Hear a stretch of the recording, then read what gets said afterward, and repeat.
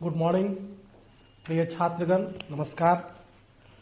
हम प्रिंस कुमार झा आई जब पिछला क्लास से फिर आगू बढ़ा रहल छी वही करी के। पिछला क्लास में हम सब पढ़ने छलहुँ भारोपीय भाषा परिवार में मैथिली का स्थान। पिछले कक्षा में हम लोगों ने अध्ययन किया था कि भारोपीय भाषा परिवार में मैथिली का स्थान क्या है। जैसा कि आप जानते हैं कि जैसा कि मैंने पीछे कक्षाओं में पढ़ाया है आपको कि भाषा क्या होता है, भाषा की उत्पत्ति कैसे हुई, भाषा का उद्भव क्या कैसे हुआ, अलग अलग भाषा परिवार किस प्रकार से है, जिसमें मैंने आकृति मूलक वर्गीकरण और परिवार मूलक वर्गीकरण ये दोनों स्पष्ट किया था। उसी परिवार मूलक वर्गीकरण की कड़ी में भारोपीय भाषा परिवार भी एक महत्वपूर्ण और सर्वाधिक महत्वपूर्ण भाषा परिवार है, जिसका मैथिली एक महत्वपूर्ण भाषा, भारतीय भाषा परिवार का एक महत्वपूर्ण भाषा मैथिली है। तो मैथिली भाषा का उद्भव और विकास। उद्भव अर्थात उत्पत्ति। मैथिली भाषा की उत्पत्ति कैसे हुई? मैथिली भाषा की उत्पत्ति, उद्भव का अर्थ होता है उत्पत्ति। उत्पत्ति और विकास। तो मैथिली भाषा का पहले, अब ये प्रश्न जो है आप देखिएगा 65वीं बीपीएससी में पूछा हुआ प्रश्न है कि मैथिली भाषा का उद्भव और विकास से परिचय कराओ। इस तरह का प्रश्न पूछा हुआ है। तो इसमें हम पहले लिखेंगे कि मैथिली भाषा की उत्पत्ति कैसे हुई। तो आंसर स्ट्रक्चर, जैसा कि मैंने आपको पिछली कक्षा में बताया था कि किसी भी प्रश्न का आंसर स्ट्रक्चर करने से पहले सबसे पहले हम उसमें इंट्रोडक्शन पार्ट लिखते हैं, फिर उस प्रश्न का जो मेन क्वेश्चन में जो आंसर पूछा गया है वो बॉडी, और फिर उसका लास्ट में हम उसको कंक्लूड करते हैं। और इंट्रोडक्शन भी प्रश्न के स्पेसिफिक ही होना चाहिए। इंट्रोडक्शन में ऐसा नहीं है कि हम अपने मर्जी से कुछ भी लिख देंगे या जो हम जानते हैं उस टॉपिक से वैसा ही नहीं लिखते हैं, बल्कि इंट्रोडक्शन एक बैकग्राउंड के स्वरूप में होना चाहिए। जो पूछा गया प्रश्न है उसके पीछे भूमिका जो होती है तो उसका बैकग्राउंड, उसके ब्रीफली हम बैकग्राउंड को लिखेंगे। तो इसमें जो है मैथिली भाषा का उद्भव और विकास में सबसे पहले तो आप मैथिली भाषा का परिचय करेंगे।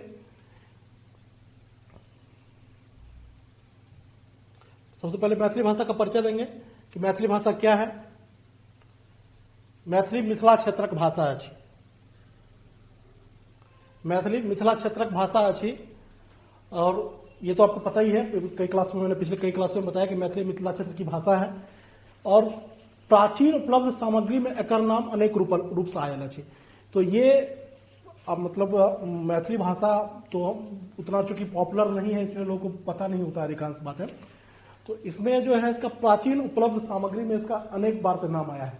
मतलब जो मैथिली भाषा का जब पहले वर्णन कहाँ मिलता है, मतलब कहाँ पे जो उसका सोर्स है, जो सबसे आरंभिक बिंदु जहाँ पर मैथिली भाषा और साहित्य के बारे में जानकारी मिलती है, उसके बारे में कुछ इंट्रोडक्टरी बातें बताएंगे कि कहाँ कहाँ मैथिली भाषा का स्रोत क्या है, स्रोत जहाँ पे मैथिली भाषा का उल्लेख किया गया है। जैसे देखिए, जैसे विद्यापति जी जो हैं उनका टाइम पीरियड 1350 ईस्वी से 1450 ईस्वी के आसपास का माना जाता है। तो 1350 से 1450 का ईस्वी के जो उनका जीवन अवधि था, तो उसमें उन्होंने जो मैथिली का आरंभिक मैथिली थी, उसे प्राचीन कालीन मैथिली उस समय प्रयोग किया जाता था। तो उन्होंने जो मैथिली लिखा है उसमें अबहट भाषा में लिखा है। उनकी रचना जो है अबहट भाषा में है। तो अबहट मैथिली का आरंभिक स्वरूप है। उसके बाद विद्यापति के परवर्ती हैं, उनके बाद के कवि हैं लोचन ने राजतरंगिणी की रचना की है। राजतरंगिणी संगीत शास्त्र से संबंधित एक महत्वपूर्ण काव्य है, जिसमें संगीत शास्त्र को बहुत ही प्रमुखता से हाईलाइट किया गया है। तो इनका टाइम पीरियड 1650 से 1725 ईस्वी के बीच का था। और उन्होंने जो है मैथिली शब्द के लिए, मिथिला जो भूभाग है उस भूभाग में बोले जाने वाली भाषा के लिए मिथिला अपभ्रंश, बेलगति, तिरहुतिया व तिरहुतियन इन शब्दों का प्रयोग किया है। इसके बाद डॉक्टर सुभद्र झा है। डॉक्टर सुभद्र झा, इनका टाइम पीरियड 1909 से लेकर 2000 ईस्वी तक का है, और ये प्रमुख भाषा वैज्ञानिक रहे हैं, काफी सम्मानित पुरुष रहे हैं। इन्होंने मिथिला अपभ्रंश नाम से इसको संबोधित किया है। डॉक्टर सुभद्र झा ने इसको मिथिला अपभ्रंश के नाम से संबोधित किया है, मिथिला भूभाग में बोले जाने वाली भाषा को। इसके बाद मिथिला भाषा का उल्लेख आईने अकबरी में होता है, ये आईने अकबरी, जैसा कि आपको पता होगा कि अबुल फजल की रचना है। तो अबुल फजल ने मिथिला भाषा, मिथिला क्षेत्र में एक अलग भाषा बोली जाती है। जब वो अपना ये आईने अकबरी नाम का रचना कर रहे थे तो उसमें उन्होंने इस एक अलग भाषा के रूप में इसका जिक्र किया है। अब देखिए, जब ब्रिटिश काल के समय में हेनरी थॉमस कोलब्रुक, ये हेनरी थॉमस कोलब्रुक एक प्रसिद्ध विद्वान रहे हैं। उन्होंने 1801 ईस्वी में एशियाटिक रिसर्चेज में संस्कृत और प्राकृत संबंधी निबंध के अंतर्गत उन्होंने मैथिली शब्द का उल्लेख किया। जो वो एशियाटिक रिसर्च, ये आपको पता होगा कि एक प्रमुख रिसर्च सेंटर है, मतलब भाषा से संबंधित यहाँ पे तो रिसर्च होता है, आरंभ काल से ही होता रहा है, 1801 ईस्वी में आप देख रहे हैं। तो यहाँ पे वो संस्कृत और प्राकृत पे निबंध लिख रहे थे। हेनरी थॉमस कोलब्रुक संस्कृत और प्राकृत संबंधी निबंध लिख रहे थे, उसमें उन्होंने मैथिली भाषा का जिक्र किया है। इसके बाद सियाराम मशीनरी के द्वारा 1914 ईस्वी में अन्य आर्य भाषा के संग तुलना करे मैथिली शब्दक प्रयोग किया गया। जो सियाराम मशीनरी थी, जो ब्रिटिश काल में अलग अलग मशीनरीज धार्मिक प्रचार प्रसार के लिए भारत में आए थे, ईसाई धर्म का प्रचार कर रहे थे, तो उस समय एक सियाराम मशीनरी थी। वो 1914 ईस्वी में जो अन्य आर्य भाषा है, जो जैसे मैथिली है, मगही है, बांग्ला है, असमिया, उड़िया, उस सब के साथ तुलना करते हुए मैथिली शब्द का प्रयोग किया। उसके बाद जो आपको हम बताए हुए हैं कि डॉक्टर जॉर्ज अब्राहम ग्रियर्सन ने 1880 ईस्वी में बिहारी भाषा के व्याकरण में मैथिली भाषा का व्याकरण लिखेंगे। तो ग्रियर्सन साहब जो थे 1880 ईस्वी में बिहारी भाषा के व्याकरण में मैथिली भाषा का व्याकरण वो लिखे हैं ग्रियर्सन साहब। डॉक्टर जॉर्ज अब्राहम ग्रियर्सन एक प्रमुख भाषाविद थे और ये आयरलैंड के रहने वाले थे और भारत में सिविल सर्वेंट थे, जो हम जैसा पहले बता चुके हैं आपको इनके बारे में। भाषा वैज्ञानिक लोग ने मैथिली भाषा को उद्भव भारतीय भाषा परिवार के सतम शाखा से निकलल भारतीय आर्य भाषा संबंधित। तो ये जो आपको ये स्लाइड जो पहले वाला है, इसमें आप देखिए कि मैथिली भाषा का उद्भव और विकास। तो उद्भव के बारे में बताने से पहले, उद्भव तो चूंकि भारतीय भाषा परिवार में मैथिली का स्थान हम तो आपको बता चुके हैं कि भारतीय भाषा परिवार में मैथिली का स्थान कहाँ पे है, तो मैथिली की उत्पत्ति तो वहीं से हुई है। तो लेकिन ये जो टॉपिक है मैथिली भाषा का उद्भव और विकास, 50 मार्क्स का पूछा जाता है प्रश्न, एक प्रश्न है 50 मार्क्स का। तो इसके बारे में सबसे पहले उद्भव हुआ। तो पहले तो हम मैथिली भाषा के बारे में बताएंगे कि मैथिली भाषा कहाँ बोली जाती है और उसका प्राचीन में कहाँ कहाँ वर्णन, कहाँ कहाँ उल्लेख है। तो कुछ उल्लेख, कुछ फैक्ट्स आपको पहले लिखना पड़ेगा। तो ये जो आपको फैक्ट्स अलग अलग बताए कि विद्यापति किस प्रकार से कहते हैं, लोचन किस प्रकार से कहते हैं, डॉक्टर सुभद्र झा किस प्रकार से कहते हैं, अबुल फजल की रचना जो आईने अकबरी है उसमें किस प्रकार से इसका वर्णन मिला है, या हेनरी थॉमस कोलब्रुक ने एशियाटिक रिसर्चेज में जो निबंध लिख रहे थे संस्कृत और प्राकृत पर, उसमें उन्होंने मैथिली का जिक्र किया है। इसके अलावा सियाराम मशीनरी में द्वारा जो 1914 में आर्य भाषा के संग तुलना करे मैथिली का शब्द का प्रयोग किया गया। इसके अलावा ग्रियर्सन ने बिहारी भाषा के व्याकरण, मैथिली भाषा का व्याकरण लिखे। ये 7-8 फैक्ट है। इसमें आप कम से कम 3-4 फैक्ट्स याद रखेंगे और उसको आप इंट्रोड्यूस करेंगे कि ये मैथिली भाषा मिथिलांचल क्षेत्र की भाषा है और इसका प्राचीन काल में यहाँ उल्लेख मिलता है। ये फैक्ट्स है, इसको आप इंट्रोडक्शन में यूज कर लेंगे। उसके बाद ये तो मैथिली भाषा का परिचय हो गया। उसके बाद इसका उद्भव और विकास है। तो उत्पत्ति कैसे हुई, तो ये जो भारतीय भाषा परिवार मैथिली का स्थान जो हम पहले पढ़ाए हैं वो पार्ट यहाँ पर आ जाएगा। उसके बारे में पहले लिखेंगे। उसके बारे में लिखेंगे कि भारतीय भाषा परिवार से मैथिली का उत्पत्ति हुआ है। और भारतीय भाषा परिवार को 2 भाग में बांटा गया है, कैंटुक परिवार और सतम परिवार। तो सतम परिवार से मैथिली निकला है। तो भारतीय आर्य भाषा, तो सतम परिवार में भारतीय आर्य भाषा पढ़ाए थे हम। तो भारतीय आर्य भाषा को 3 भाग में बांटा गया है, प्राचीन भारतीय आर्य भाषा, मध्यकालीन भारतीय आर्य भाषा और आधुनिक भारतीय आर्य भाषा। ठीक है, तो ये आप इसका टाइम पीरियड आपको पता है, ये सब पढ़ा चुके ऑलरेडी, ये सब टॉपिक कवर किया गया है। 1500 बीसी से लेकर 500 बीसी के बीच में प्राचीन भारतीय आर्य भाषा बोली जाती है। मध्यकालीन भारतीय आर्य भाषा 500 बीसी से 1000 एडी के बीच में बोली, मैंने जब इसका टाइम पीरियड था। आधुनिक भारतीय आर्य भाषा 1000 एडी से लेकर के वर्तमान समय तक चली आ रही। अब इसका जो चार्ट हम बनाए थे, ग्रियर्सन का जो वृत्तीय सिद्धांत था और डॉक्टर चटर्जी का जो सरल रेखीय सिद्धांत था, तो उस चार्ट को आप यहां पे बना लीजिएगा। उस चार्ट में केवल जो मैथिली वाला पोर्शन है उसी को बनाएंगे, जैसे कि आपको दिखाते हैं।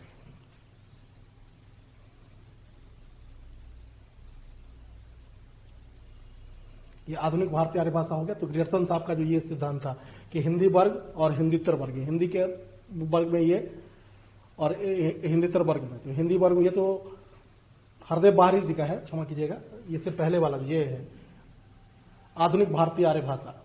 ये डॉक्टर चटर्जी का है, प्राच्य वर्ग, प्रतीच्य वर्ग, मध्यदेशी वर्ग, उदीच्य वर्ग और दक्षिणात्य वर्ग। तो इस अलग अलग वर्ग में, जैसे प्राच्य वर्ग में ये मैथिली आता है, पूर्वी वर्ग में प्राच्य का अर्थ पूर्वी होता है, बांग्ला, उड़िया, असमिया, मैथिली, मगही, भोजपुरी। तो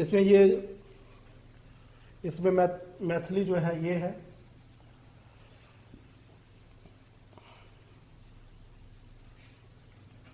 यहां पे मैथिली इसमें प्राच्य वर्ग में।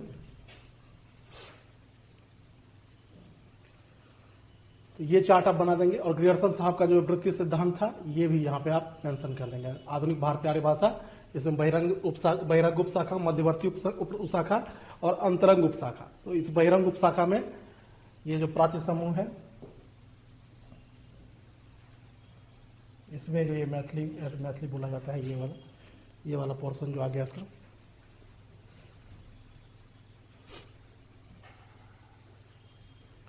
तो इस तरह से मैथिली का देख लीजिए, मैथिली का यहाँ पे इंट्रोडक्शन दे दिए, इसकी उत्पत्ति कैसे हुई ये बता दिए, ये दोनों चार्ट बना दिए, समझा दिए कि भारतीय भाषा परिवार से भारतीय भाषा परिवार के सतम वर्ग से मैथिली भाषा की उत्पत्ति हुई है। उसमें भारतीय आर्य भाषा से, भारतीय आर्य भाषा में प्राचीन भारतीय आर्य भाषा, मध्यकालीन भारतीय आर्य भाषा और आधुनिक भारतीय आर्य भाषा। और उसके बाद ये ग्रियर्सन साहब और चटर्जी का चार्ट बना दिए। तो उसके बाद ये आपका उद्भव वाला पोर्शन जो है वो कंप्लीट हो जाएगा। अब है विकास। पहले कोई व्यक्ति, जैसे किसी व्यक्ति का जन्म होता है तो पहले उसकी उत्पत्ति हुई, उसके बाद जैसे जैसे वो 10 साल, 20 साल, 25 साल, धीरे धीरे उसका उम्र बढ़ता है, उसके साथ उसका विकास होता है। तो मैथिली भाषा का जन्म तो हो गया भारतीय भाषा परिवार के सतम वर्ग के भारतीय आर्य भाषा में, आधुनिक भारतीय आर्य भाषा में मैथिली का जन्म हो गया, जिसको चटर्जी साहब और ग्रियर्सन साहब भी समझा दिया अलग अलग चार्ट के माध्यम से। तो डॉक्टर चटर्जी का जो चार्ट है वो ज्यादा मान्य है, वो आपको पहले पिछले क्लास में बताए हुए हैं। तो अब ये उत्पत्ति हो गई उसकी, अब उसका विकास किस प्रकार से हुआ, धीरे धीरे किस प्रकार से ये विकास, मैथिली भाषा का विकास हुआ है। अब विकास वाले पोर्शन पे आते हैं, उद्भव और विकास, उसमें दो पोर्शन है, एक है उद्भव और दूसरा है विकास। अब इसका विकास क्रम किस प्रकार से हुआ है। तो कोई भी भाषा होता है तो उसका विकास का एक दो स्वरूप होता है। एक होता है कि मौखिक स्वरूप। मौखिक स्वरूप ये होता है कि वो जब भी कोई पहले भाषा, साहित्य, पहले कोई जैसे किसी भाषा का जन्म हुआ, तो भाषा का जन्म हुआ तो भाषा के जन्म होने के साथ ही उसमें व्याकरण तो नहीं लिखा जाएगा। पहले उसमें क्या हुआ कि आम जन जो है लोक भाषा होती है, पहले जो बोली होता है, बोली के बाद भाषा बनता है। तो उसमें पहले एक लोक भाषा होती है, और लोक भाषा जब बहुत ज्यादा पॉपुलर हो जाता है, जैसे संस्कृत में ही पाणिनि ने अष्टाध्यायी व्याकरण की रचना की, तो बहुत समय तक संस्कृत क्या रहा, लोक भाषा बना रहा। जब उन्होंने पाणिनि अष्टाध्यायी व्याकरण की रचना कर दी, तब वो क्या हो गया कि वो व्याकरणबद्ध हो गया। तो इसी तरह से मैथिली में भी है कि मैथिली में बहुत दिन तक लोक भाषा बना हुआ रहा। तो लोक भाषा हुआ, तो लोक भाषा में जो आम जन है वो अपने मनोरंजन के लिए लोक गाथा, लोकगीत अलग अलग प्रकार का लोकगीत, जैसे अभी भी सुनते हैं आप, लोकगीत कोई प्रबुद्ध वर्ग नहीं लिखता है, लोकगीत जनसाधारण के द्वारा अपने मनोरंजन के लिए लिखा जाता है। तो एक जट जटिन है, जैसे उदाहरण, जट जटिन एक नाटक है, ये महिला अभिनीत नाटक होता है, महिलाओं के द्वारा ये नाटक खेला जाता है, उसमें सभी पात्र महिलाएं ही होती हैं। तो जट जटिन नाटक हो गया। लौरिक विजय हो गया। लौरिक विजय गोप जाति यानी यादव जाति के, मिथिलांचल क्षेत्र में अलग अलग जातियां हैं और अलग अलग जातियों के अपने अपने देवता हैं जिनका वो लोग पूजा करते हैं, लेकिन ये सांप्रदायिक नहीं है, इसको सभी मिथिलांचल क्षेत्र के सभी लोग सेलिब्रेट करते हैं, हर एक धर्म, हर एक जाति के लोग सेलिब्रेट करते हैं। तो इसमें जो है सर्वप्रथम मौखिक रूप में मैथिली का, यहाँ पे लोक भाषा, लोक साहित्य, इन चीजों में मैथिली का मौखिक रूप में पहले प्रयोग है। लिखित होने से पहले कोई भी चीज मौखिक होता है। इसके बाद लिखित रूप में इस भाषा का प्रयोग होना आरंभ हुआ। तो इसका लिखित रूप में सबसे पहले प्रमाण कब मिलता है कि संस्कृत भाषा के कुछ ग्रंथ हैं जहां पे मैथिली का कुछ शब्द मिलता है। जैसे देखिए 9th सेंचुरी में, 9वीं शताब्दी में वाचस्पति मिश्र हुए थे, बहुत ही बड़े विद्वान हुए हैं वाचस्पति मिश्र, 9वीं शताब्दी के आसपास इनका टाइम पीरियड रहा है। तो उसमें उन्होंने लिखा है कि वेदांत सूत्रक शंकर भाषिका भामती में मैथिली के हरि शब्द का प्रयोग भेल। यहाँ पे देखिए, यहाँ पे हरि शब्द का प्रयोग हुआ है। ये जो हरि शब्द है, ये वाचस्पति मिश्र जी जो है वेदांत सूत्र, जो वेदांत, ये जो अलग अलग दर्शन है, जो 5 दर्शन है, सांख्य, न्याय, उसी में जो लास्ट में, जो सबसे लास्ट में वेदांत दर्शन आता है, उसी का उन्होंने टीका है, उसमें भामती, मेन बुक का नाम ये है भामती, माने वाचस्पति मिश्र की जो रचना है वो भामती है। इसमें उन्होंने मैथिली का हरि शब्द का प्रयोग किया हुआ है। ये हरि शब्द जो है मैथिली का अपना शब्द है, इसका उन्होंने प्रयोग किया है 9वीं शताब्दी में। तो ये आरंभिक प्रमाण मिलता है कि मैथिली लिखित रूप में कहां मिलता है। इसके अलावा आचार्य हेमचंद्र हुए हैं। आचार्य हेमचंद्र जो है, इनका टाइम पीरियड लगभग 10वीं और 11वीं शताब्दी के आसपास है। तो ये भी एक जैन स्कॉलर हुए हैं। तो ये जैन स्कॉलर हुए हैं। तो इन्होंने जो एक लिखा है काव्यानुशासन, इसका काव्यानुशासन में एक शीर्षक बनाया हुआ ना, देसी नाम। तो देसी नाम वाला एक शीर्षक बनाया हुआ उन्होंने। तो देसी नाम वाला शीर्षक के अंतर्गत 4000 शब्द का ये संग्रह है। इसमें 4000 लगभग शब्द हैं, जिसमें 400 शब्द जो है लगभग मैथिली का आता है। 400 शब्द मैथिली का, ये इसमें इन्होंने आचार्य हेमचंद्र ने काव्यानुशासन में देसी नाम वाला शीर्षक के अंतर्गत 4000 शब्द का संग्रह है, जिसमें 400 शब्द मैथिली भाषा का। जैसे उदाहरण शब्द, इस 400 शब्द में कुछ शब्द जो उदाहरण के रूप में, जैसे कि चूल्हा, गोबर, कहार, ढेकी, ये ढेकी है। तो ये सब शब्द जो है ये मैथिली का आरंभिक शब्द है जो किसी प्रमाणिक ग्रंथों में यूज हुआ है। तो ये इस तरह से देखिए अब मैथिली का विकास जैसे 9वीं शताब्दी का बता दिए, अभी आचार्य हेमचंद्र का 10वीं 11वीं शताब्दी के आसपास हो गया। अब आगे चलिए, आगे देखिए आगे किस प्रकार से विकास हुआ है। देखिए अब आदिकालीन स्वरूप जो, ये तो हमको पहले ही बताया कि जो मैथिली भाषा की जो उत्पत्ति हुई है उसमें सिद्धाचार्य लोगों का बहुत ही महत्वपूर्ण योगदान रहा है। तो सिद्धाचार्य जो थे वो वज्रयानी शाखा के साथ होते, मतलब कि जो बौद्ध धर्म है, बौद्ध धर्म का जो तांत्रिक शाखा है, बौद्ध धर्म के बाद में अलग अलग विभाजन हुआ था, उसमें एक तांत्रिक शाखा का है। तो मिथिलांचल क्षेत्र में भी आप देखें तो आप जानते होंगे या देखते होंगे कि तंत्र मंत्र प्रधान समाज है। यहाँ पर जो तंत्र मंत्र की काफी प्रधानता रही है, उसका मूल कारण है कि जो मैथिली भाषा का जो उद्भव हुआ है वो सिद्धाचार्य लोगों के प्रभाव में हुआ है। तो वो चूंकि वो खुद ही तंत्र मंत्र के जानकार थे, तो जो भाषा का जो ओरिजिन हुआ तो उसका प्रभाव ओवरऑल पूरे समाज पर अभी भी विद्यमान है। तो ये वज्रयानी शाखा के साधु थे, और ये वज्रयानी शाखा के साधु थे, और इनका टाइम पीरियड जो है 8वीं शताब्दी से लेकर 12वीं शताब्दी तक, यानी 8th सेंचुरी से लेकर 12th सेंचुरी के आसपास तक का इनका एक पीरियड है। और पूरे पूर्वी भारत में फैले हुए थे, केवल मिथिलांचल में ही नहीं थे। मिथिलांचल में प्रमुखता से थे, पूरा जो बंगाल, उड़िया, असम, मिथिला का क्षेत्र है, इस पूरे रीजन में ये माने विद्यमान थे, उपस्थित थे। उसके बाद देखिए मैथिली भाषा का पूर्ण विकास। यहां पे तो देखिए कि मेजर जो साहित्य जो आपको बताया, कुछ संस्कृत साहित्य में जो उदाहरण देखिए वाचस्पति मिश्र का जो भामती है, या आचार्य हेमचंद्र का देसी नाम वाला शीर्षक के अंतर्गत जो उन्होंने रचना किया था, तो वहां पे तो केवल कुछ शब्द का उदाहरण मिलता है। लेकिन अब धीरे धीरे भाषा का विकास हो रहा है, वहां पे केवल कुछ मैथिली के शब्द मिल रहे हैं उन किताबों में। अब मैथिली में ही लिखा पूरा एक रचना मिल जाएगा हमको। वो जो रचना है उसका नाम है वर्ण रत्नाकर। ये वर्ण रत्नाकर जो है ये मैथिली भाषा का में पूर्ण रूप से लिखा हुआ ज्योतिरेश्वर ठाकुर द्वारा लिखा गया है, जो पूर्ण रूप से मैथिली भाषा में लिखा हुआ है। इसका टाइम पीरियड जो है 1324 ईस्वी के आसपास। अब ज्योतिरेश्वर ठाकुर जो थे, ये ज्योतिरेश्वर ठाकुर ये राजा हरि सिंह के दरबार में दरबारी कवि थे। और ये जो पंजी प्रथा जो है, वो पंजी प्रथा राजा हरि सिंह ने ही आरंभ किया था। तो राजा हरि सिंह ने ये पंजी प्रथा आरंभ किया था।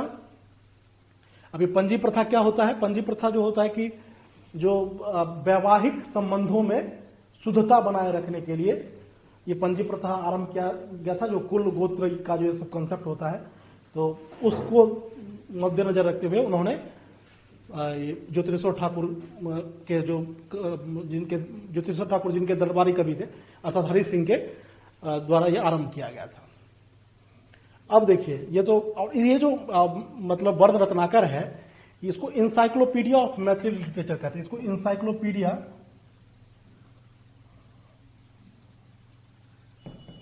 इंसाइक्लोपीडिया ऑफ मैथिली लिटरेचर अब इसको इंसाइक्लोपीडिया ऑफ मैथिली लिटरेचर कहते हैं। क्यों कहते हैं? क्योंकि ये जो 1324 ईस्वी है, ये अर्थात इस समय का जो मतलब 1000 ईस्वी से लेकर लगभग 1400 ईस्वी 1500 ईस्वी के आसपास तक का जितना विस्तृत वर्णन इसमें है, वर्ण रत्नाकर में है, उतना किसी भी अन्य तत्कालीन समय के किसी भी अन्य साहित्य में इतना विस्तृत वर्णन नहीं मिलता है। इसीलिए इसको इंसाइक्लोपीडिया कहते हैं मैथिली लिटरेचर का। और इसमें हर एक चीज का, ये वर्ण रत्नाकर का अर्थ होता है वर्णन रत्नाकर, रत्नाकर का अर्थ होता है समुद्र।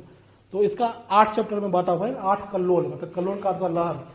तो ये काफी डिस्क्राइब करता है, पूरे रीजन को डिस्क्राइब करता है, पूरे पूर्वी भारत को लगभग ये डिस्क्राइब करता है।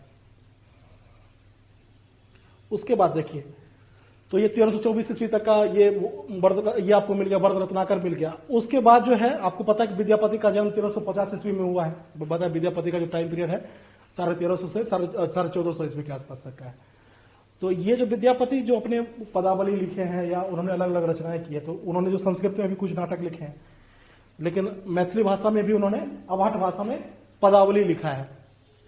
तो पदावली जो लिखा है, तो ये यहां तक मैथिली का लगभग पूर्ण विकसित रूप में मिलना शुरू हो जाता है। तो ये आदिकाल हो गया आपको, यहां तक आदिकाल, आदिकाल होता है आरंभ, यहां तक जो विद्यापति की रचना तक मैथिली का आदिकाल माना जाता है। जैसे कखन हरब दुख मोर है भोलेनाथ, दुखी जन्म भेल दुखी गवाओल, सपनों नहीं सुख मोर। तो ये जो एक सैब पद है, ये आगे पढ़ेंगे, सैब पद हमको पढ़ना है पेपर 2 में। तो ये आदिकाल है विद्यापति की रचना तक, ये आदिकाल मैथिली का माना जाता है। तो विद्यापति केवल सैब पद नहीं लिखे, वो श्रृंगारिक पद भी लिखे। राधा और कृष्ण का जो श्रृंगारिक रचना है वो भी उन्होंने लिखा है।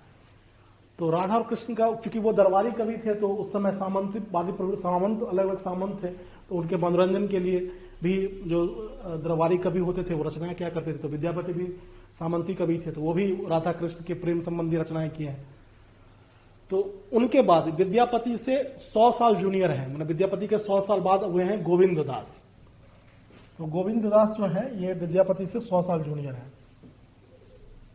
इनका टाइम पीरियड लगभग 1450 से 1550 ईस्वी के आसपास का है। ये लगभग में, क्योंकि अब ये एग्जैक्टली नहीं पता होता है, क्योंकि ये जो हिस्टोरियन है वो भी थोड़ा कंफ्यूज रहते हैं कि इनका टाइम जन्म किस प्रॉपर डेट को हुआ है। तो लेकिन एक रफ आइडिया माना जाता है, जो रफ आइडिया है माना जाता है वो 1450 के आसपास का माना जाता है। ये जब गोविंद दास चैप्टर पढ़ेंगे उसमें डिटेल्स में पढ़ेंगे, अभी आपको समझाने के लिए रफली बता रहे हैं। तो गोविंद दास से मध्यकाल का शुरुआत है, क्योंकि गोविंद दास जैसे विद्यापति तो सांसारिक जीवन में थे, वो गृहस्थ थे और दरबारी भी कवि थे। तो वो मनोरंजन, राजाओं के मनोरंजन के लिए, सामंतों के मनोरंजन के लिए भी लिखते थे और आम जन के लिए भी भक्ति प्रधान पद लिखा करते थे। लेकिन गोविंद दास जो थे ये आपको दरबारी कवि नहीं थे, ये संत थे जो कीर्तन मंडली में रहा करते थे और भगवान का भजन किया करते थे। तो इन्होंने जो रचनाएं की है, तो उसमें क्या है कि वो आपको दरबारी जो कवि होते हैं उनकी जो प्रवृत्ति होती है वैसी नहीं मिलती। ये भक्ति प्रधान रचनाएं की हैं, लेकिन वो भी श्रृंगार मूलक है। तो ये श्रृंगार मूलक भक्ति प्रधान पद जो है गोविंद दास के द्वारा लिखा गया है। तो गोविंद दास चूंकि इनके 100 साल बाद है, विद्यापति का टाइम पीरियड 1350 है, इनका 1450 के आसपास है। तो यहां से मध्यकाल का शुरुआत हो जाता है, क्योंकि यहां से रचना का स्ट्रीम बदल जाता है। इस काल में, मध्यकाल में इसके अलावा नाटक लिखा गया है, वो मध्यकाल की जो प्रवृत्ति है उसमें पढ़ेंगे। तो यहां से मध्यकाल का शुरुआत हो गया। उसके बाद आइए मनबोध पे। ये मनबोध जो है, मनबोध की जो महत्वपूर्ण रचना है ये मनबोध है। इनका टाइम पीरियड है 1700 ईस्वी के आसपास, इनका 1500, इनका 1700, लगभग में बता रहे हैं 1700 ईस्वी के आसपास है। तो इनकी एक महत्वपूर्ण रचना है कृष्ण जन्म। कृष्ण जन्म मनबोध की रचना है कृष्ण जन्म। तो कृष्ण जन्म में उन्होंने जो भाषा, जिस भाषा का प्रयोग किया है वो आधुनिक मैथिली भाषा से मिलता जुलता है। अर्थात आधुनिक मैथिली भाषा के जो जनक हैं वो मनबोध है उनकी, और इनकी जो मनबोध जी की जो रचना है कृष्ण जन्म, इसमें पहली बार आधुनिक मैथिली भाषा मिलती है। तो ये जो 1700 ईस्वी का जो टाइम, फिर समय धीरे धीरे प्रवाह होता रहा, समय आगे बढ़ता गया। उसी बढ़ते समय में जो कवि आए वो है चंदा झा। ये चंदा झा का टाइम पीरियड जो है, ये इनका टाइम पीरियड 1900 ईस्वी के आसपास का, 1850 से लेके 1900 ईस्वी के आसपास का इनका टाइम पीरियड है। तो चंदा झा जो थे, पहली बार ये दरभंगा महाराज के कवि थे, राजकवि थे, उनके द्वारा संरक्षित कवि थे। तो चंदा झा जो 1900 ईस्वी के आसपास आते हैं तो ये आधुनिक मैथिली साहित्य लिखना आरंभ करते हैं। आधुनिक का अर्थ ये है कि जो अभी तो आप देखिए गोविंद दास से लेकर मनबोध तक का जो टाइम था उसमें भक्ति प्रधान रचनाएं हो रही थी, उसमें भक्ति प्रधान रचनाएं हो रही थी। लेकिन जो चंदा झा आते हैं, चंदा झा जो है वो भक्ति प्रधान रचना तो करते ही हैं, उसके अलावा जो समाज में जो सामाजिक समस्याएं, सामाजिक समस्या से गरीबी है, बेरोजगारी है, भिक्षावृत्ति है, इस तरह की समस्याओं को भी वो अपना साहित्य में स्थान दे रहे, उस पर भी कविता लिखना। आधुनिक मैथिली कविता का जो आरंभ है वो चंदा झा से ही आरंभ हो जाता है। जैसे वो कहते हैं, न्यायक भवन कचहरी नाम, सब अन्याय भरल तही ठाम, सत्य वचन बिरले जनभास, सबहक मन धन हरणक अभिलाष। कि जो न्याय का भवन जो कचहरी है वही अन्याय का जगह बना हुआ है, और वहां पे सभी लोग लोभी हैं, सभी लोग लालची हैं, और सभी के मन में केवल एक ही अभिलाषा है कि किस तरह से धन का हरण करें, अधिक से अधिक धन का कैसे हम लाभ उठाएं, किस तरह से हम बेईमानी करें, करप्शन करें। तो इस तरह का रचना भी वो लिखना आरंभ कर दिए। बाबू मिश्र गोबरख चोत, तीनों लोग के कैलनी बोध। अब जो चंदा झा थे वो जमींदार, दरभंगा महाराज तो खुद ही जमींदार थे और उनके द्वारा संरक्षित थे, तो उसके बावजूद भी वो जमींदारी सिस्टम का, जो बाबू मिश्र गोबरख चोत, जो बाबू मिश्र जो जमींदार लोग थे उनका गोबर का चोत बोले, बाबू मिश्र गोबरख चोत, तीनों लोग के कैलनी भूत, वो तीनों लोग को भूत कर दिए, मतलब तीनों लोग को शर्मिंदा कर दिए, मतलब वो अत्याचारी थे या जमींदारी सिस्टम का मतलब वो विरोध कर रहे थे चंदा झा। तो इस तरह का वो रचना लेकर के चंदा झा है, वो ये पढ़ेंगे, चंदा झा का रचना पढ़ना है हम लोग को आगे। तो इससे ये जो क्या हुआ कि आधुनिक मैथिली साहित्य का आरंभ होना शुरू हो गया। तो आधुनिक चंदा झा के बाद आधुनिक मैथिली साहित्य का आरंभ हुआ, और इसके बाद ये करी आगे बढ़ता गया। फिर यात्री जी आए,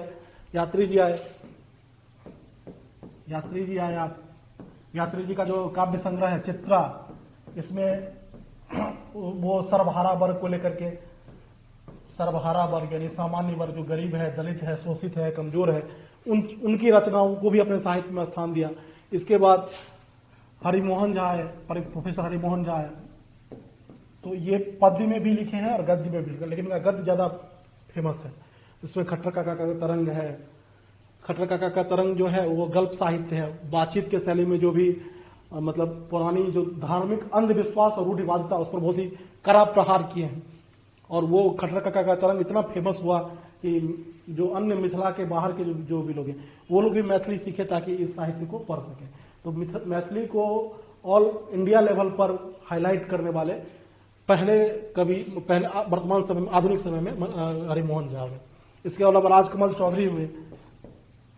ये मैथिली का हम विकास पढ़ रहे हैं कि किस तरह से मैथिली का एक विकास होते आया है। जो हम बताए कि जो 800-900 ईस्वी से जो श्रृंखला शुरू हुई वो 1100 ईस्वी में, 1300 ईस्वी में हेमचंद्र का जैसे उदाहरण दिए, भामती का उदाहरण दिए। उसके बाद ये 7वीं-8वीं शताब्दी से लेकर 12वीं शताब्दी तक सिद्धाचार्य लोग थे। फिर विद्यापति की जो रचना है, फिर गोविंद दास की जो रचना है 1500 ईस्वी के आसपास, फिर मनबोध की जो रचना है 1700 ईस्वी के आसपास, फिर ये चंदा झा जो 1900 ईस्वी के आसपास आ गए, फिर यात्री जी जो 1930 से 40 का लगभग इनका 1930 के आसपास का इनका टाइम पीरियड है, 1930 से लेकर 1950 का टाइम पीरियड यात्री जी का। फिर हरिमोहन झा ये भी समकालीन है, इनका भी 1950 के आसपास का टाइम पीरियड है। राजकमल जी इनका भी 1960-70 के आसपास टाइम पीरियड है। अब ये कड़ी आगे बढ़ते ही जा रही है। इस कड़ी को आगे बढ़ाते बढ़ाते अब आपको पता ही हो कि 2003 में जो है मैथिली को संविधान के 8वीं अनुसूची में शामिल कर लिया गया। इसके बाद ये वर्तमान में भी बहुत सारे लोग हैं जो मैथिली भाषा में और साहित्य में लिख रहे हैं, और मैथिली को शास्त्रीय भाषा का दर्जा देने की मांग हो रही है। तो इस तरह से देखते हैं कि मतलब ये सीरीज आगे विकास का जो क्रम है वो मैथिली का जो है वो लगातार आगे बढ़ रहा है। तो इस तरह से हम देख लें कि मैथिली का, तो हमारा टॉपिक जो क्या था, मैथिली भाषा का उद्गम और विकास। तो उद्गम में देख लिए, अब विकास में देख लिए। उद्गम क्या होता है? उद्गम में आपको बता दें कि भारतीय भाषा परिवार से मैथिली का किस तरह से उत्पत्ति हुआ, और विकास में हम आपको दिखा दें कि 700 ईस्वी से लेकर के वर्तमान समय तक ये विकास का किस तरीके से क्रम रहा है। तो ये पूरा इसमें इसका नोट्स इसमें लिखा हुआ है। तो इस तरह से ये टॉपिक जो यहाँ पे कंक्लूड हो जाता है। तो मैथिली भाषा का उद्गम और विकास, ये हमारा जो एक टॉपिक है ये कंक्लूड हो गया। ठीक है, अब हम चलते हैं नेक्स्ट टॉपिक पर। जो हमारा नेक्स्ट टॉपिक है मैथिली भाषा का ऐतिहासिक विकास क्रम, इसको हम थोड़े ब्रेक के बाद करते हैं।